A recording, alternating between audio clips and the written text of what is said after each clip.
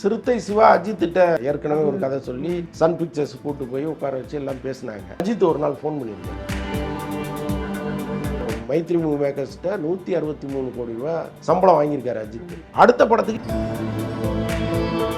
விஜய் அவர்கள் வந்து அப்பாவையும் அம்மாவையும் மீட் பண்ண ஒரு போட்டோ ஒன்று ரிலீஸ் ஆயிருக்கு. விஜய் சந்திக்கல, இவங்க ரெண்டு பேரும் போய் சந்திச்சிருக்காங்க. இப்போ அரசியல் கட்சி ஆரம்பித்த பிறகு அப்பாவோடு சில கலந்துரையாடலாம் நடக்குதுன்னு கேள்விப்படுறேன். டைம் டு லீடுன்னு போட்டது அது எப்படி போடுவ நீ அப்படிங்கிறது தான் பெரிய பிரச்சனையாச்சு. அந்த சந்திரபிரகாஷ் ஜெயினுக்கு ஒரு 5 கோடி ரூபா தான் சம்பளத்தில் திருப்பி கொடுத்தாரு விஜய். நலன் குமாரசாமி வந்து படப்பிடிப்புக்கு 11-12 மணிக்கு ரொம்ப லேவிஸ்டா வர்றாரு, காட்சிகளை திரும்ப திரும்ப எடுத்துக்கிட்டே இருக்காரு. ஒரு 15 நாள் கார்த்திக் கோச்சிட்டே போயிட்டாரு. விஜய் அவர்கள் சீமானோட ஒரு கூட்டணி வைக்கிறதுக்கான ஒரு பேச்செல்லாம் போயிட்டு இருக்கு. அப்படி பெரிய கூட்டத்தோட வராரு விஜய். நீங்க வந்துருங்க, நம்ம சித்தாந்தத்தை கையில் எடுத்துங்க அப்படின்லாம் சொல்லுவதற்கெல்லாம் வாய்ப்புகள் இருக்கு. ஆனா ஒரு உடம்புக்குள்ள 2 தலை உள்ள பாம்பு இருந்ததுன்னா அது என்ன ஆகுமோ அதுதான் நடக்கும்.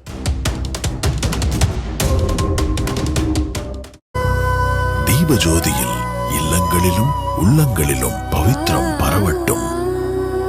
ஜிடியோட உங்க ஹாலிடே சூப்பர் ஸ்பெஷல் தான். GT Holidays, South India's #1 travel brand. Kanguva பத்தி ஏதாவது அடுத்த அப்டேட் எதுவும் இருக்கா? கங்குவா வந்து தீபாவளி ரிலீஸ்ன்னு சொல்றாங்க. ஆமா, கன்ஃபார்மா சொல்றாங்க. சிவா அடுத்து என்ன பண்ண போறாரு சார்? சிறுத்தை சிவா அஜித்திட்ட ஏற்கனவே ஒரு கதை சொல்லி சன் பிக்சர்ஸ் கூட்டு போய் உட்கார வச்சு எல்லாம் பேசினாங்க.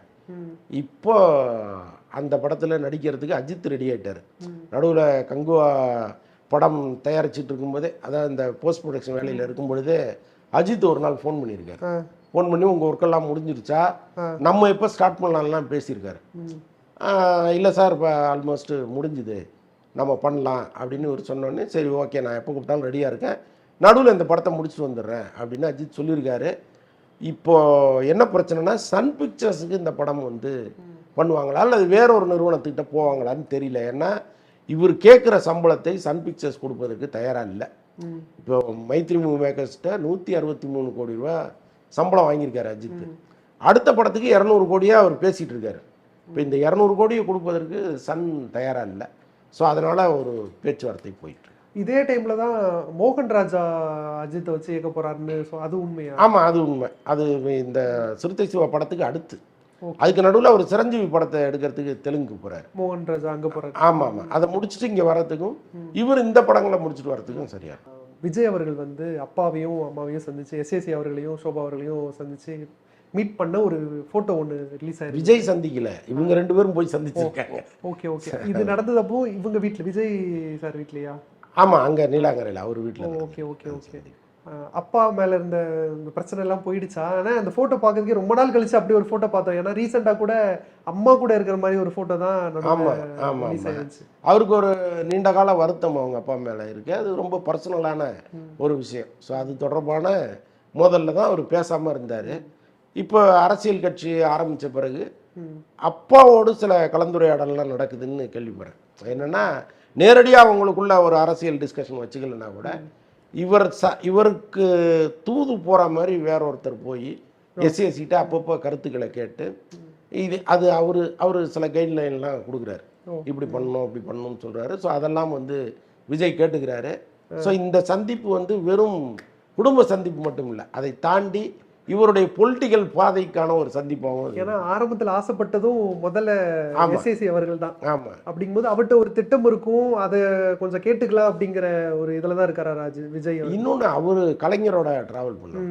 இந்த அரசியல் நுணுக்கங்கள் எல்லாமே அவருக்கு நல்லாவே தெரியும். இன்னைக்கு யார் கூட இருந்து குழி பறிப்பா, யார் திடீர்னு வந்து கவுத்து விடுவா, எல்லாமே வந்து அவருக்கு தெரியும். ஸோ இப்போ திடீர்னு ஆழம் தெரியாமல் காலை விட்டு பையன் சிக்கிக்கக்கூடாதுன்னு அவர் எல்லாத்தையும் தாண்டி ரொம்ப ஆர்வமாக இருக்கார். அதில் இந்த நம்ம வந்து கூடவே இருந்து இதை பண்ணணும்னு நினைக்கிறாரு. பட்டு இவ்வளவு காலம் அவங்களுக்கு உள்ள ஒரு பெரிய இடைவெளி வந்துருச்சு. டக்குன்னு அது ஒரே நாளில் சரியாயிறது இல்லை. ஸோ நடுவில் ஒருத்தர் வந்து தொடர்ந்து பேசிகிட்டு இருக்காரு. ஸோ அதன் பொருட்டு தான் இந்த சந்திப்பே. சார், எஸ்ஏசி அவர்கள் வந்து ஆரம்ப கட்டத்தில் விஜயை வந்து ஏதோ ஒரு இடத்துல டைம் டு லீடுன்னு உள்ளே கொண்டு வரணும்னு அந்த டைமில் நடந்த ஏதாவது சம்பவங்கள், அப்போது நடந்த விஷயங்கள் ஏதாவது ஞாபகம் இருக்கா? அப்போ தான் அவங்க அம்மா ஆட்சி இருந்துச்சு. அவங்க ரொம்ப பயங்கரமாக கோவப்பட்டு அந்த படம் வெளிவருவதற்கு முன்னால் என்ன பண்ணிட்டாங்கன்னா, தியேட்டருக்காரங்களுக்கு அது ஏதோ வெடிகுண்டு மிரட்டல் விடுக்கிறதா ஒரு தகவலை கிரியேட் பண்ணி விட்டாங்க. இப்போ தியேட்டருக்காரங்க எல்லாம் என்ன பண்ணிட்டாங்க, இந்த படத்தை நாங்கள் ரிலீஸ் பண்ணால் எங்கள் தியேட்டருக்கு பாதுகாப்பு கிடையாது, அதனால் படம் வேணான்னு முதல் நாள் வந்து சொல்லிட்டாங்க. இப்போ சந்திரபுரா ஜெயின் தயாரித்த படம், இப்போ அந்த படத்தை வந்து இன்னைக்கு டெலிவரி கொடுக்க போகிறாங்க, நாளையிலேருந்து படம் ரிலீஸ் ஆக போகுதுன்னா முதல் நாள் வந்து எனக்கு வாங்கினவங்க எல்லாருமே, டிஸ்ட்ரிபியூட்டரும் சரி தியேட்டருக்காரங்களும் சரி, எனக்கு இந்த படம் வேணாம் அப்படின்ட்டாங்க. எப்படி இருக்கும் ஒரு ப்ரொடியூசருக்கு? பல கோடிகள் அள்ளி போட்டு உட்காந்துருக்காரு, மிகப்பெரிய பிரச்சனையாகி ஒரு ப்ரெஸ் மீட் வச்சு அழுததெல்லாம் நம்ம இப்போ பார்த்தோம். ஃபர்ஸ்ட் இங்க ரிலீஸ் ஆகல, முதல்ல கேரளால அங்க ஆமாம், வேற மாநிலத்தில் ரிலீஸ் ஆச்சு. ஸோ அப்படி அது ஒரு பெரிய ஸ்லோ டவுனாக தானே இருந்திருக்கும் விஜய்க்கு அந்த டைம்ல. ஆமாம், நிச்சயமா அவங்க வந்து ஹேண்டில் பண்ணுற விதமே வேறு. இப்போ இதுவே கலைஞராக இருந்தால் இவர் போய் ஈஸியாக சந்திச்சிருக்கலாம், அவர் வந்து என்ன கோவங்கிறத வெளிப்படுத்தியிருப்பார், அது ரொம்ப ஈஸியாக முடிஞ்சிருக்கும். பட் இவங்களை பொறுத்தளவுக்கு முதல்ல இவங்க சந்திக்கிறதுக்கே பிரியப்பட மாட்டாங்க, எடுத்த உடனே அதிரடியான ஆக்ஷன் தான் இவங்களை பொறுத்தளவுக்கு. ஸோ அதில் வந்து விஜய் மாட்டி திணறினார் தான். அப்போ எஸ்எஸ்சி தான் கூட இருந்து சரி. ஆமாம், அன்னைக்கு நீங்கள் ஃபோர்ஸ்ஃபுல்லாலாம் எதுக்க முடியாதுல்ல அவங்கள. ஏன்னா அவங்க சங்கராச்சாரியாரே கொண்டு போய் சிறையில் வச்சவங்கிற பிறகு ஒரு பயம் ஒன்று அவங்க மேலே எப்பவுமே உண்டு. ஸோ நம்ம ஒன்று பேச போய் அவங்க வேற ஒன்றா புரிஞ்சுக்கிட்டு டோட்டலாக வேறு மாதிரி நடந்ததுன்னா என்ன பண்ணுறதுங்கிற பயமெல்லாம் அன்றைக்கி இருந்துச்சு. இன்றைக்கி வேணால் சவாலாக பேசலாம், நான் அவங்கள சந்திக்க கொடநாடு போனேன் அப்படி இப்படிலாம் பேசலாம், ஆனால் அது சாத்தியம் இல்லை. போயிருப்பார், அதுக்கப்புறம் ஒரு 2-3 நாள் கழித்து ரொம்ப கெஞ்சலாக ஒரு வீடியோலாம் போட்டிருந்தார். அந்த வீடியோ இன்றளவும் சோஷியல் மீடியாவில் போயிட்டுருக்கு. அதாவது ரொம்ப பணிவாக ஒரு வீடியோ ஒன்று போட்டிருந்தார். ஸோ இதெல்லாம் வந்து அந்த காலகட்டத்தில் பெரிய அடக்குமுறையாக இருந்துச்சு. என்னென்னா அவங்களுக்கு சினிமாவிலேருந்து இன்னொரு ஹீரோ வந்துடக்கூடாதுங்கிறதுல ரொம்ப தெளிவாக இருந்தாங்க. ஸோ அதனுடைய காரணம் தான் நீ டைம் டு லீடுன்னு போட்டது, அது எப்படி போடுவ நீ அப்படிங்கிறது தான் பெரிய பிரச்சனையாச்சு. அப்புறம் அந்த சந்திரபிரகாஷ் ஜெயினுக்கு ஒரு 5 கோடி ரூபா தான் சம்பளத்துலேருந்து திருப்பி கொடுத்தாரு விஜய். ஒரு 10 கோடி ரூபா லாஸ் அவருக்கு, அதில் ஒரு 5 கோடி ரூபா திருப்பி கொடுத்தாரு. கார்த்திக் வந்து ரீசெண்டாக 2 படத்தோடைய அனௌன்ஸ் பண்ணுச்சு, மெய்யழகன் வா வாத்தியான்னு சொல்லிட்டு.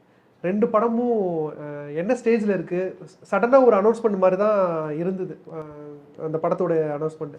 ஸோ அந்த படங்கள் பற்றி இல்லை, மெய்யழகன் கிட்டத்தட்ட முடிஞ்சிருச்சு. அவங்க எதிர்பார்த்த மாதிரி ஒரு நாளில் படத்தை துவங்கி கரெக்டாக குறிப்பிட்ட நேரத்தில் அவர் முடிச்சிட்டார் டைரக்டர்.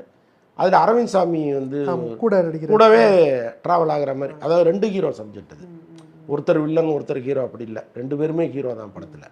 ஸோ அதனால் ஒரு உணர்வுபூர்வமான படமாக இருக்கும். இந்த பக்கம் பார்த்தீங்கன்னா நலன் குமாரசாமி இந்த படத்துக்கு முன்னாடி ஆரம்பித்த படம், அது இன்னும் ஒரு 50% கூட தாண்டலை. அது ஒரு மிகப்பெரிய பிரச்சனையாக போயிட்டுருக்கு. என்னென்னா நலன் குமாரசாமி வந்து படப்பிடிப்புக்கு வர்றது ஒரு 11-12 மணிக்கு ரொம்ப லேவிஸ்டாக வர்றாரு, வந்து காட்சிகளை திரும்ப திரும்ப எடுத்துக்கிட்டே இருக்கார். ஒரு ஒரு ஒரு டேக்கே வந்து நாள் முழுக்க எடுக்கிறாரு அவர்.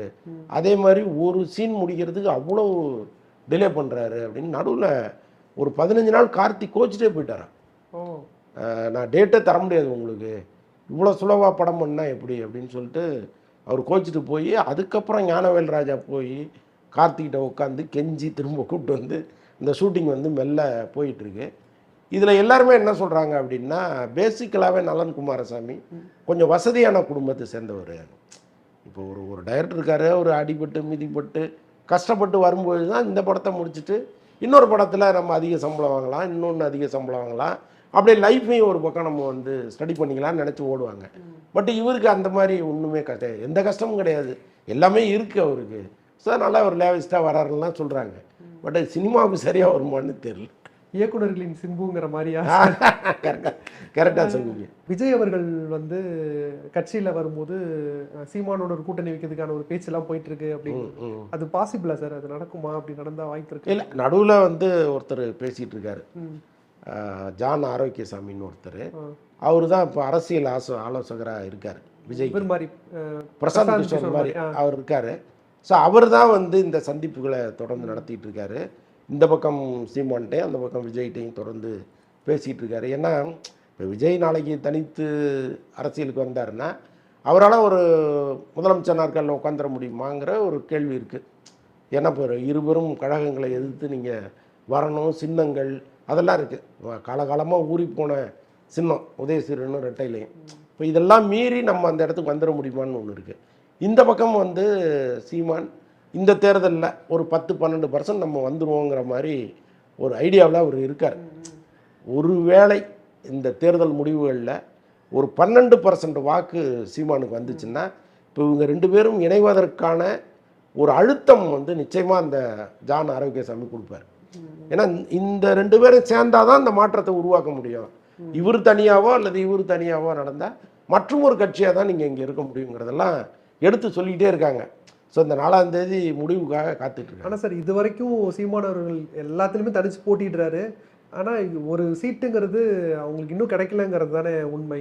இல்லை, இப்போ ஜெயிக்கிற எல்லா கட்சிகளுமே தனித்து ஜெயிக்கல. அதிமுக திமுக மாதிரி மிகப்பெரிய கட்சிகளுக்கே கூட்டணி தேவைப்படுது. அப்போ கூட்டணி பலத்தில் தான் அவங்க ஜெயிக்கிறாங்க ஒரு தொகுதி.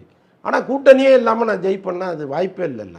அது சீமானுக்கும் தெரியும். ஆனால் அவர் சித்தாந்த ரீதியாக நான் உங்களோட கூட்டணி வச்சாலும் தப்பாக இருக்குது, உங்களோட கூட்டணி வச்சாலும் தப்பாக இருக்குது, நமக்கு திராவிட கட்சிகள் இல்லாத வேறொரு கட்சி இருந்தால் நிச்சயமாக நான் கூட்டணி வைக்க தயாராக இருக்கேன்னு சொல்கிறாரு. அவர் தேமுதிக கூட கூட்டணி வைக்க ரெடியாக இருக்கார். கமலஹாசன் கட்சி கூட கூட்டணி வைக்கிறதுக்கு கூட ரெடியாக இருக்கார். ஏன்னா கமல் கட்சி ஆரம்பிக்க போகிறேன்னு சொன்னப்போ முதல்ல வாழ்த்துறதுக்கு அவர் வீட்டுக்கு போனவர் சீமான் தான். ஸோ அப்படி ஒரு சித்தாந்தத்தில் தான் இருக்கார் அவர்.